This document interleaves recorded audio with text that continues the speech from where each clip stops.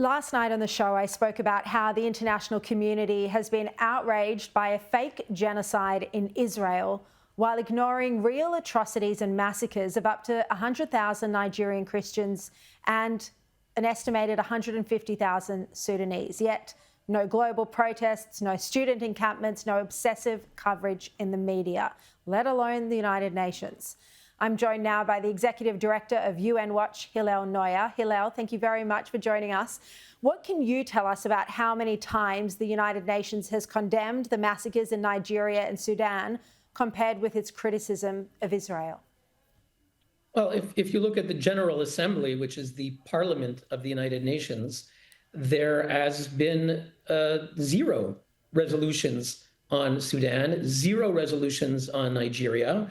There's only a handful of countries in the world that the General Assembly addresses. In the past 10 years, we did a count. In the past 10 years, there were 10 resolutions on Iran. There were 10 resolutions on North Korea. Since 2015, there were 12 resolutions on Syria and 174 resolutions condemning Israel. So, Sharri, the answer is for the General Assembly, 0 on Sudan, 0 on Nigeria, 174 condemning Israel. That is just, I was going to say unbelievable, but it's not. We know what a discredited body the UN is. But more broadly speaking, Hillel, why do you think we're seeing this grotesque hypocrisy and just the disregard for Nigerian Christians and then the actions of Islamic terrorists in Sudan and Nigeria? Well, look, the truth is that the UN speaks in broad, noble, humanitarian language.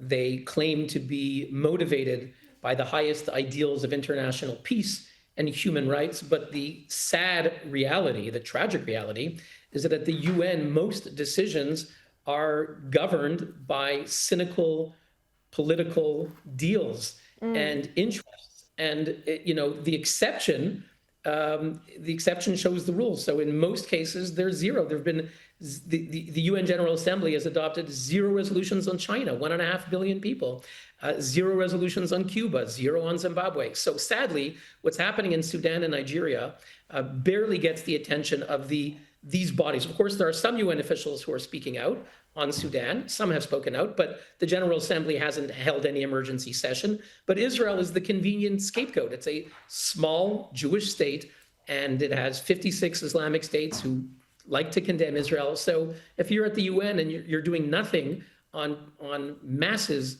being slaughtered in Sudan, as we saw last week, 2,000 were killed in 48 hours.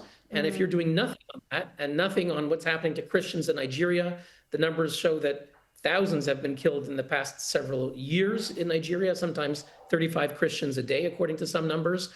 19,000 churches have been destroyed, according to a US congressman who investigated the issue. And the General Assembly is doing nothing. So Israel is the scapegoat to show that you care. You just sort of pick on the small Jewish state.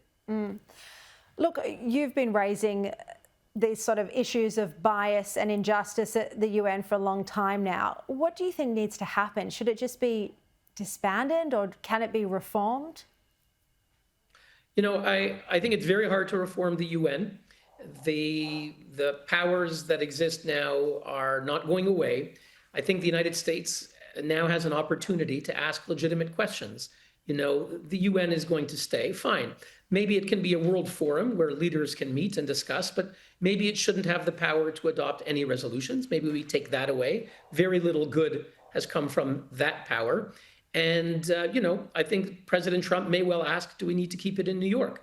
Maybe the UN should move. They have an office in Nairobi, Kenya. Maybe the General Assembly and the rest of the UN Secretary General should move to Nairobi. And we'll see how many, diplomats and delegations will race as they do now to visit New York each year to go on a shopping spree. Let's see if they race each year to go to the General Assembly if it meets every year in Kenya instead of Manhattan. Such an important point. And I thought it was really quite courageous when Trump spoke at the UN General Assembly recently. He didn't hold back. He criticised the body, not just for the auto queue and the escalators failing, but, he said to them he had solved or at least resolved 8 or so wars and they hadn't done a thing. They played no role in the peace deal that he just struck in the Middle East. So it's extraordinary. Hillel Neuer, thank you very much for your incredible work